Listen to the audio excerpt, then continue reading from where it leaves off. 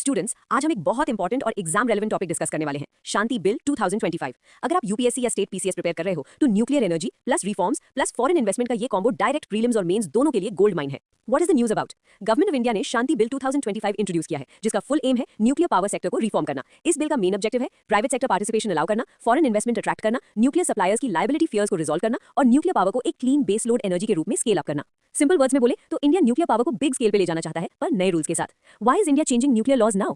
अब सवाल आता है अभी क्यों? इसके पीछे तीन बड़े रीजन है। पहला है एनर्जी सिक्योरिटी नीड। देखिए स्टूडेंट्स, सोलर और विंड रिन्यूएबल है, लेकिन प्रॉब्लम क्या है? Intermittent nature. सूरज रात को नहीं होता, हवा हर वक्त नहीं चलती, कोल पोल्यूटिंग है, कार्बन एमिशंस बढ़ा रहा है। न्यूक्लियर एनर्जी का फायदा क्या? क्लीन 24/7 कंटिन्यूअस पावर, इसको बोलते हैं बेस लोड पावर। इसीलिए इंडिया को न्यूक्लियर चाहिए। दूसरा है huge capital requirement. Nuclear power plants बहुत महंगे होते हैं, एक रिएक्टर लगाने में ही tens of thousands of crore लग जाते हैं। सिर्फ गवर्नमेंट के बजट से काम नहीं चलेगा, इसीलिए प्राइवेट कंपनीज और फॉरेन इन्वेस्टर्स इन दोनों को लाना जरूरी है। What laws are being replaced? Shanti bill propose करता है रिपील करना सर्कुलर एटॉमिक एनर्जी एक्ट 1962 और civil liability for nuclear damage act 2010 को। ये दोनों लॉज आउटडेटेड हो चुके थे और इन्वेस्टर्स को डरा रहे थे।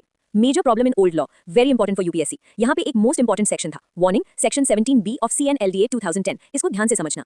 एक्सीडेंट के बाद ऑपरेटर जैसे एनपीसीआईएल सप्लायर से कंपनसेशन रिकवर कर सकता था। सप्लायर का मतलब क्या था? ना ही सिर्फ वेस्टिंग हाउस जैसी बड़ी फॉरेन कंपनीज, बल्कि छोटे इंडियन वेंडर्स भी जो सिर्फ एक वाल्व या नट बोल्ट सप्लाई करते हैं। रिजल्ट क्या हुआ? Unlimited liability, time limit define नहीं, फॉरेन कंपनीज डर गई और आउटकम क्या? एक भी फॉरेन न्यूक्लियर प्लांट इंडिया में नहीं लगा।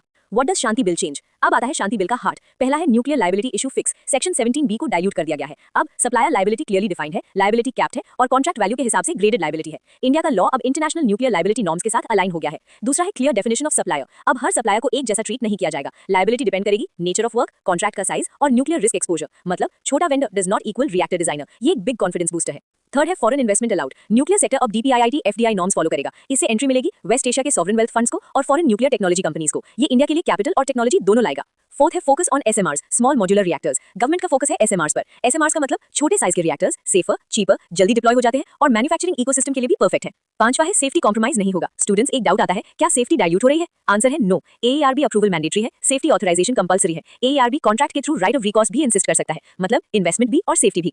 स्ट्रेटेजिक और डिप्लोमैटिक एंगल, इस बिल का एक जियोपॉलिटिकल एंगल भी है। India USA nuclear cooperation strong होगा, स्टॉल्ड न्यूक्लियर डील्स रिवाइव हो सकते हैं और इंडिया ग्लोबली दिखाता है कि we follow international nuclear standards. Exam angle wrap up, UPSC के लिए कीवर्ड्स याद रखिए, की base load energy, section 17B dilution, nuclear liability reform, private plus foreign investment, SMRs और एनर्जी सिक्योरिटी। अगर आप मेंस लिख रहे हैं तो शांति बिल को एनर्जी ट्रांजिशन और क्लाइमेट गोल्स के कॉन्टेक्स्ट में यूज कर सकते हैं।